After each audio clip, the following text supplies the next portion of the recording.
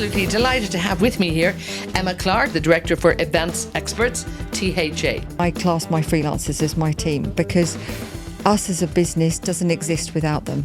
And we want to see happy freelancers. We are exporting now talent from this region to other countries. If you can work in the Middle East in events, you can actually work anywhere in the world. You need to be able to move quickly and be adaptable and dynamic.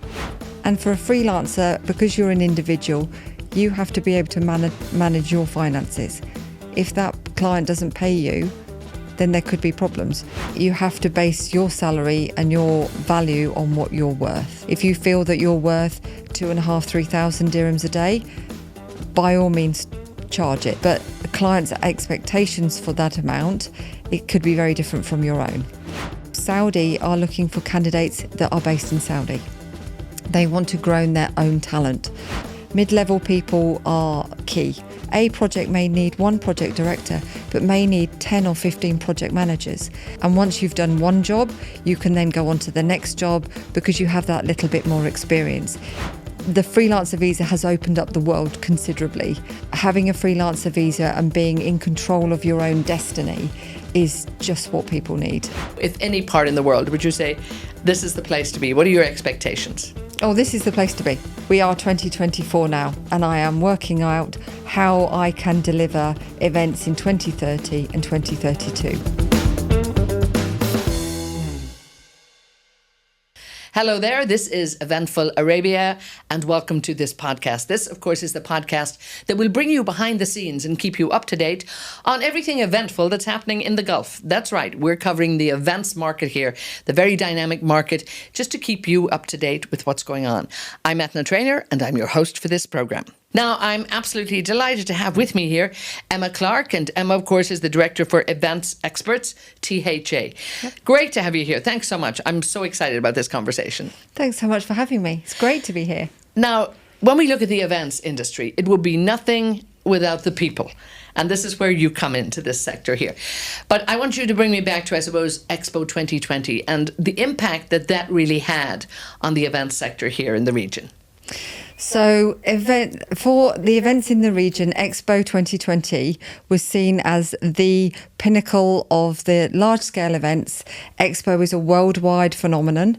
And I remember, and I can go back to like when I heard the announcement, I was having henna done because it was during a Ramadan period that Expo was won by the Dubai bid. So that was fantastic. And for me personally, I wanted to be involved in Expo from that moment onwards. Unfortunately, things didn't progress, and I joined Expo in the 2021 period. So obviously, Expo 2020 was delayed because of COVID. So we had all of that side of it to deal with first, and I came on board. And it seemed that everybody within the events industry, within the region, was moving to Dubai, moving to work at Expo. So what happened was that it actually springboarded everybody into the events field and arena.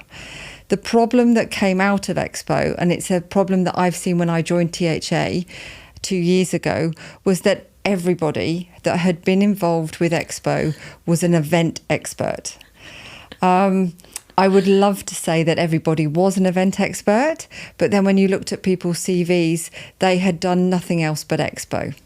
Now, it was great that everybody wanted to be involved, but in order to make sure that everybody is of a level and has the caliber and the skill set in order to deliver, you know, it takes a little bit of time. And I would say even now, and I've been in the events industry 23 years, that I learn things every day. And I think that that is the biggest learning factor that we need to look at.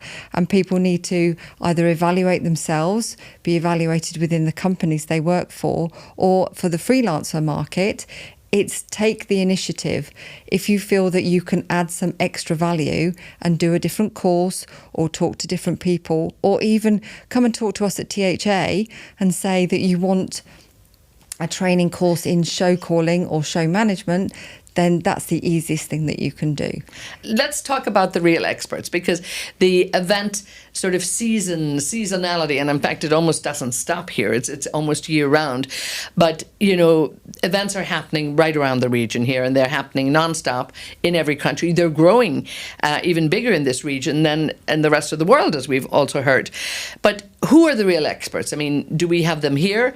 And when we compare them, I suppose, now to the rest of the world, I mean, has the industry actually got to a level now where it's mature, where we have excellent people on board here and we can compete with anywhere else in the world? Well, the funny thing is we all come from everywhere else in the world.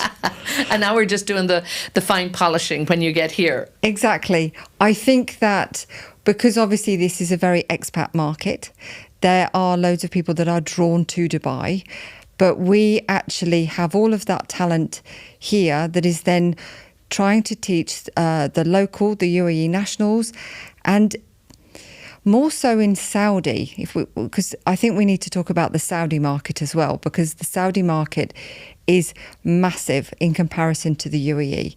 And those experts, they don't have the same amount of experts in Saudi Arabia, but that population is wanting to learn. So there are lots of training, the courses that are available, and it's great to see that homegrown talent is learning from the expats that moved here. So like myself, like a lot of the events industry, we all moved here to Dubai and have grown up within the region. And now we're spreading our wings slightly into Saudi, but at the same time, we want to teach what we have to others. There are an awful lot of people that come into the industry as juniors. They start lower down in the ranks, agencies and things, and it's the older population that is now teaching the younger freelancers the experience. You can have all the training courses in the world, but experience is the one key thing that helps to progress somebody from being a project coordinator to being a project manager. And also experience on site. You can't beat experience on site. Talk to me a little bit about the courses, as you call them, too. Because clearly, I mean, like in any sector, I think you need courses and you need practical application of that. And that's where we really see just how good you are. You can have all the qualifications in the world, but it's about the delivery. But talk to me about the options for young people looking at this industry, and what are the courses available for them? So there are a few courses. There aren't as many as there would like to be. A lot of the universities here have marketing courses, and they have an event element attached to it. There are a number of agencies out there that run internships. There is one that's being run currently at the moment, and it gives people the opportunity to have on-ground support. And that's the best thing that we can do. What I would recommend to a lot of freelancers, that if they're trying to gain any expertise, is to talk to me, talk to the team, and also to find out what is possible within different agencies to be internships and to have a junior role. Yeah, and I mean, I think the concept of internships, no matter how old it is, it's valuable, it's good, and you really do learn a lot. And it was how I started my career in television, and I would recommend an internship to anybody. It gets you in the door, and if you're good, the world's your oyster, so to speak. So it's about getting in, and it's often about getting in the door.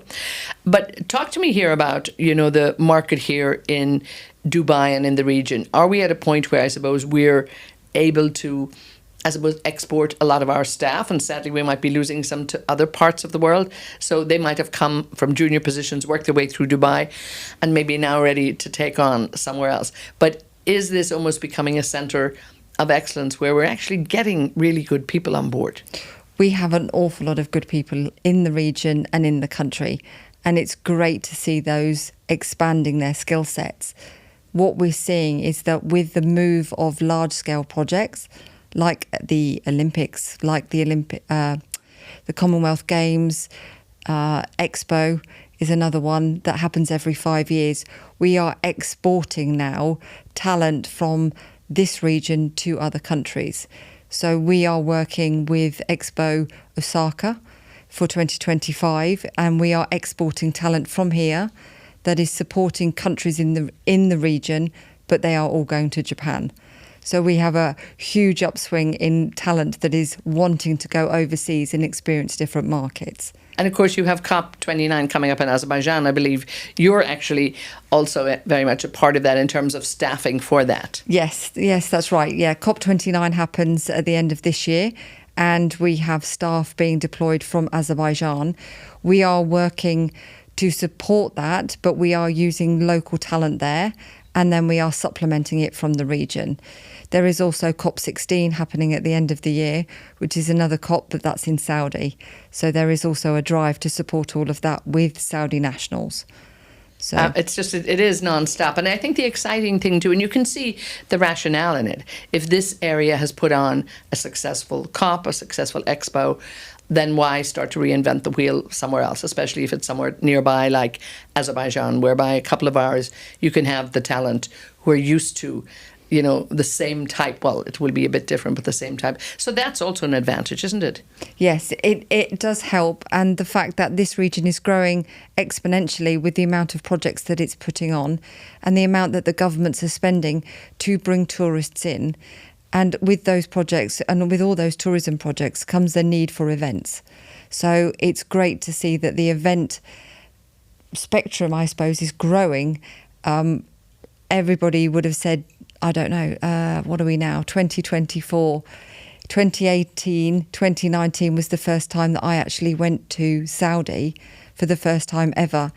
And I remember driving in Saudi for the first time in 2019.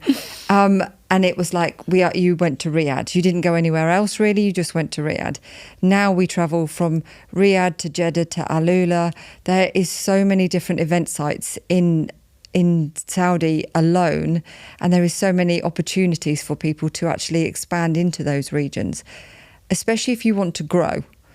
I think that the one thing that I would say is that if you can work in the Middle East in events, you can actually work anywhere in the world.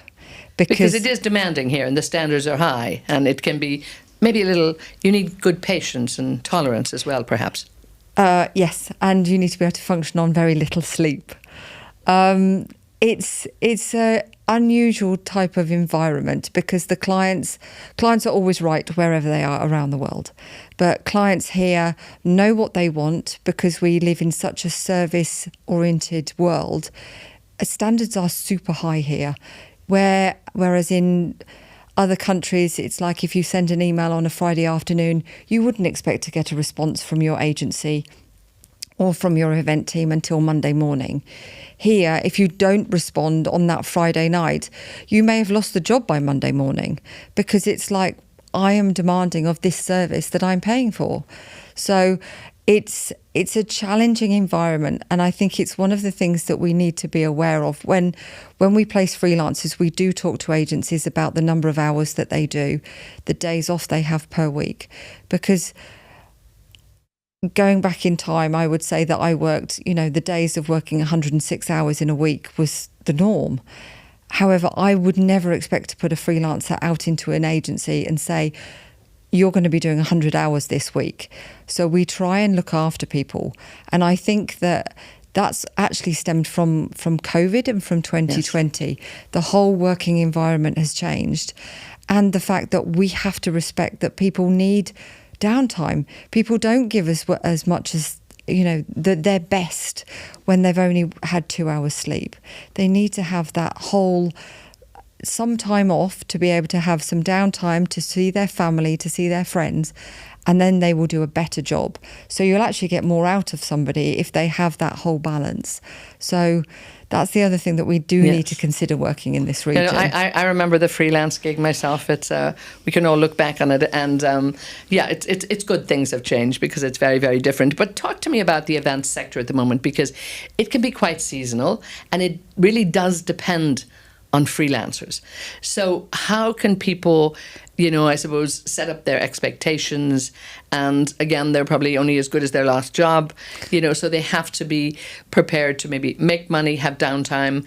And, so it is a bit of work hard, work fast, make some money, maybe have a little more downtime than they might have expected occasionally too. So how can you sort of get that balance in place? So I would say that the calendar for a freelancer is probably 9 months a year. And I would say that if you work on a 6-month a year calendar, it's probably even better, because it depends what your field is within the events world. If you are a producer that can deliver shows, that can work on pitches, that can work in agencies, you could probably find work all year round, because you go from pitching during this hot seasonal summertime to then going into delivery from September onwards. And it's sort of like a peaks and a trough. So when you're not delivering, agencies are pitching. So if you can do both and have both skill sets, then you can be busy all of the year around. Production the same, because production obviously does all the costings. So effectively, you can then support your producers. The ones that it's a little bit trickier for is the show teams. So your show callers, the show stage managers, they only work when the actual shows are happening. So yes, you can have a lot of pre-production, but you need to plan ahead. And I think that if you can see agencies that are working on pitches for the larger projects, the COP29s, the Expos, if there's something that you are interested in, get in touch with them, write to them, get in touch with the event agencies, get in touch with the recruitment agencies, because we plan, and we are planning 6 months ahead of when the events happen. Because if you think of a cycle of an event happens 3 months before that, you will start your pre-production. But in actual fact, 3 months before that pre-production, that agency will be working on the pitch, ready for the pre-production phase if they're successful. So we as a recruitment agency are looking 3 months ahead of that to say, okay, these guys are going to be working on this pitch for, say, Expo 2030, which is in Saudi Arabia. So they're actually going to be starting now, working on, we start the recruitment and we start talking to these people 3 months out, ready for when you might need people for pitching. And indeed, I think it also, I suppose, entails a bit of a mind shift from freelancers, because sometimes they're not the most maybe business minded. They have to realize that being a freelancer is like being an entrepreneur, and it really is. And so you would advise them to be more proactive in terms of looking at shows that are coming, or at least making that engagement with yourself, with agencies, just to see what's coming up. Yeah. And are people receptive to that and responsive, or do they think it's another freelancer bothering me? It's like, go away, I'll call you last minute, which, believe me, in the circuit, and I freelanced for many years, it was an awful lot of last minute. Especially here, because decisions are made lastminute.com. It's a bit of both. Yes. I think that if you can try and plan ahead for what you really want to be involved in, and then obviously there are always the lastminute.com projects. We get them. I had one last night. So quite literally, you need to be able to move quickly and be adaptable and dynamic, but also if there's something that you want to do in advance, if you want to be involved with Expo Osaka, reach out to people. It's not that far away. We're already halfway through 2024. So yeah, no, it's true. And I do think sometimes freelancers wait and then wonder why they don't get work. So I suppose it is about time that a message out to our freelancers watching this too. There's great opportunity out there, but you have to go look for it. It doesn't necessarily come knocking on your door. Let's talk a little bit about how do freelancers price themselves in this industry. And, within that pricing, are people good about paying? Are they good about paying on time? Are freelance? Is it a I suppose, reliable profession to take in terms of the events freelance type profession, or is it fraught with risk and uncertainty? Probably a bit of both. Very much a bit of both. I think that freelancers they run the gauntlet. It depends who you work for. Some people are good payers, some people are not quite so good payers in the terms of the rate that people pay and also payment timeframes. Sometimes we find that clients don't pay as quickly as we'd like them to pay. And for a freelancer, because you're an individual, you have to be able to manage your finances. If that client doesn't pay you, then there could be problems.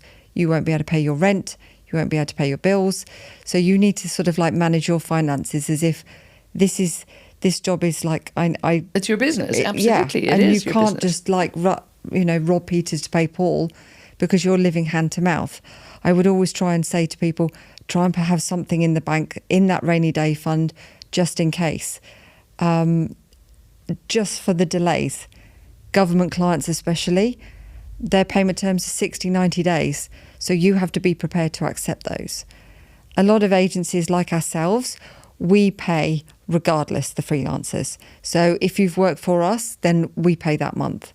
If it's an ongoing project, we do it on a month-by-month basis. We don't wait for our clients to pay us before we pay the freelancers. Because ultimately the freelancer is your client, so to speak. So correct. That's who you've done the deal directly with, yes. Exactly. And we want to see happy freelancers. Yes. And if you're on a project for 9-10 months, if you're not getting paid because we've not been paid for 9-10 months, you're not going to feel happy about going into the office, working with them, and then you're going to feel sort of uncomfortable about the whole situation.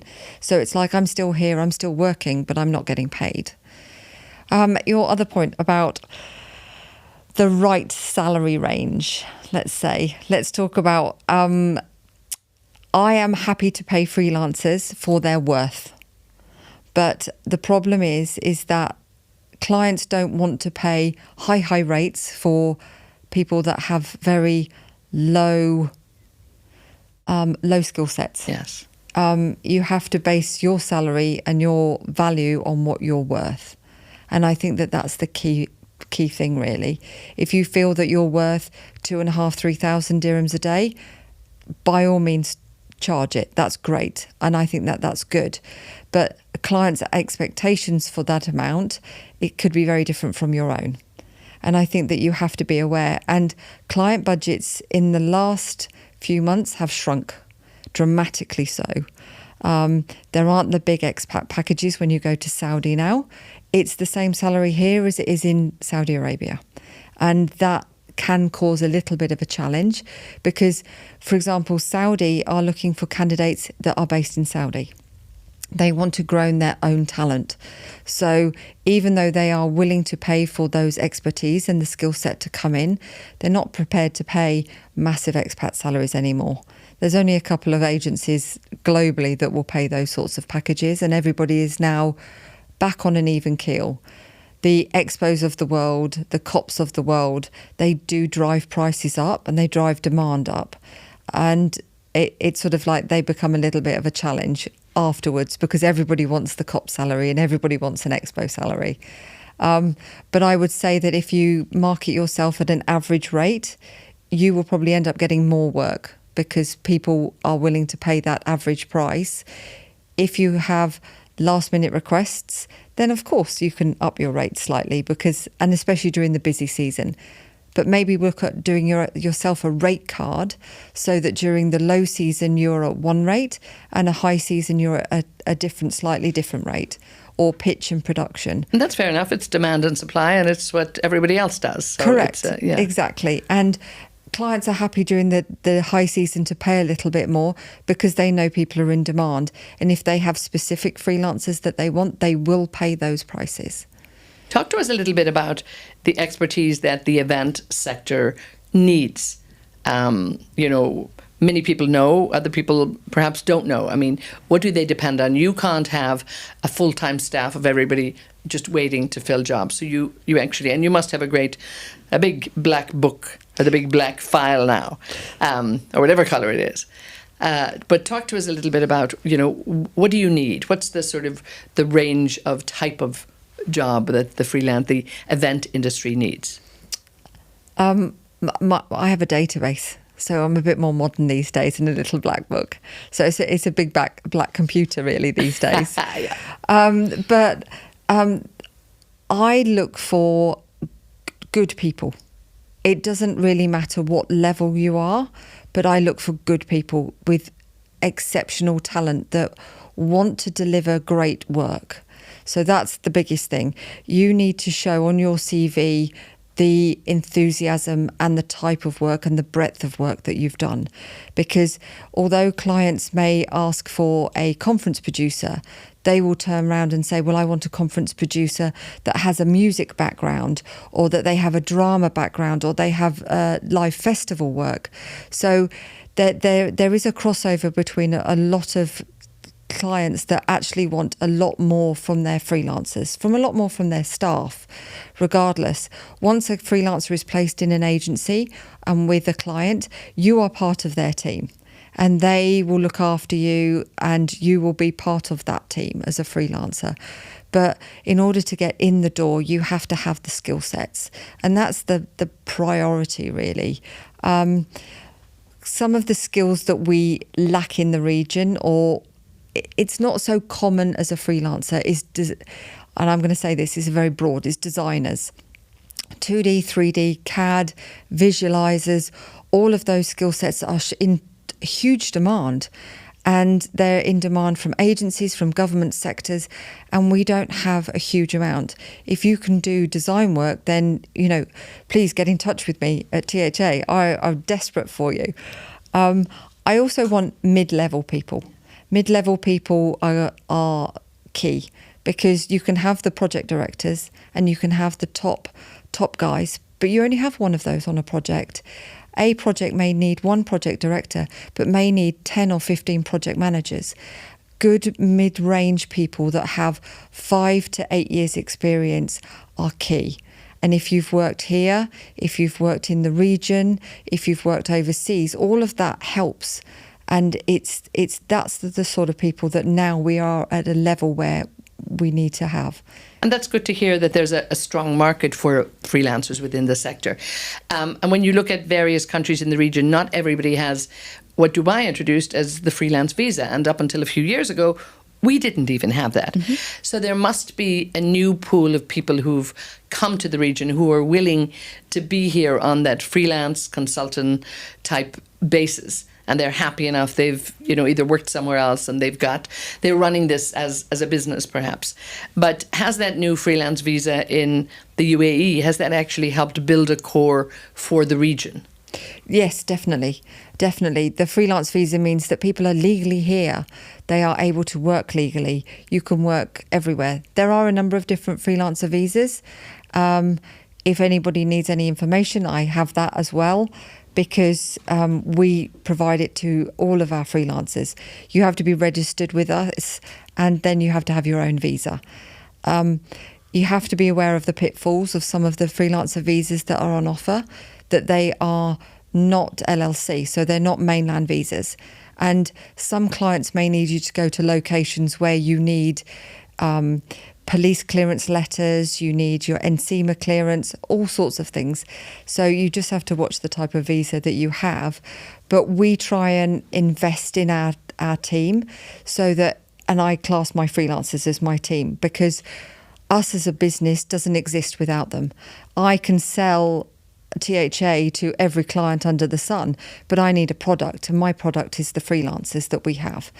And I really want to make sure that the freelancers that we have are, we use them as much as we can. We send them out, they get some great work to work on, they get some good projects under their belts. And in order to do that, they need to be legal. Everybody here has to be legal. So the freelancer visa has opened up the world considerably. I know that we have the golden visa, there is the green visa now, which is the new one. But having a freelancer visa and being in control of your own destiny is just what people need. And people have come to the region and then decided to stay, because actually the world is open to them here. So it's great. Talk to us just a little bit before we close too about, I suppose, the career prospects in the event sector. I mean, the event sector has been with us for, so many years. You look back in terms of, I suppose, the history of the growth of events, and they're getting bigger, they're getting better. And I believe right now, this year alone, 2024, when we don't even have full figures, that there is growth in every corner of the world, really, when it comes to events. So clearly, the industry is growing. What are the career prospects for people to come into this industry and say, is this a good sector where I can grow, I can learn, I can have purpose, I can, it can all come together and I can make a good career out of this? Yes. I question it, because I didn't start in events. when I came to the region, I did project management. I was in banking. I'd not really done events and been paid to do events before I came to the region. And then I came to the region and it was like the world opened up. There were so many opportunities. And I think that for everybody that wants to learn and is willing to do different things, there's every opportunity. And once you've done one job, you can then go on to the next job because you have that little bit more experience. It takes time and you have to build up what you've done and you have to be willing to learn. And I think that that's the biggest thing. You can't have come from Expo and done 6 months of Expo and want to have a project management job. It's not going to work. Exactly. You have to have the basis behind you, because I think that the easiest way to look at it is that if you're on site and something happens and something goes wrong and you have to fix that problem, it's how will you react in that crisis? And I think that that's the biggest thing that you need to look at. If you feel that you are confident and you could go in as a project manager and you are looking after a zone within the public realm of a public event, and you say, yes, I can solve any problem that anybody throws at me, and you do all of your risk mitigation and you look at all of the crisis planning and you can say, I can do this, then go for it. If you think, actually, I'm not quite so sure that I can answer all of the questions, maybe I want to be number 2. Because if you're number 2 in this event, the next one you will know what to do, so then you can be number 1. I mean, I do think the scope is there. Talk to me, I suppose, how optimistic you are, and it's one of the sort of closing question we like to ask all of our guests on the show. You look ahead to 5-10 years, you look at the growth, particularly in this region, and, you know, if any part in the world, would you say this is the place to be? What are your expectations? Oh, this is the place to be. Definitely the place to be.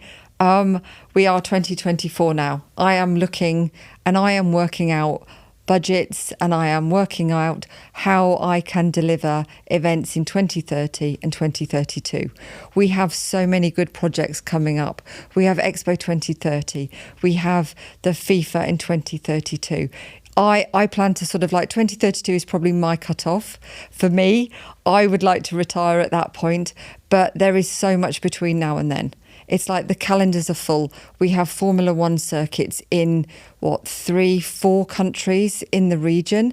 We have so many events happening on an annual basis that are just regular, that people sort of like go, oh, we've got the Rugby Sevens, or we've got the World Cup, or we've got this. There is so much happening here, and everybody can reach the region. Everybody can fly in. We are halfway from everywhere, in a way, around the world. We are this central hub, be it the UAE, be it the GCC countries, be it Saudi Arabia. Everything is happening in this region. And I think it's now time to put a positive spin on the region, and let's just go for it. We have 2030 to come look forward to, and all of those events. So. Well, on that very optimistic note, which, we totally support with you here in Eventful Arabia, Emma Clark, I want to thank you so much for being with us from THA. Thank you so much.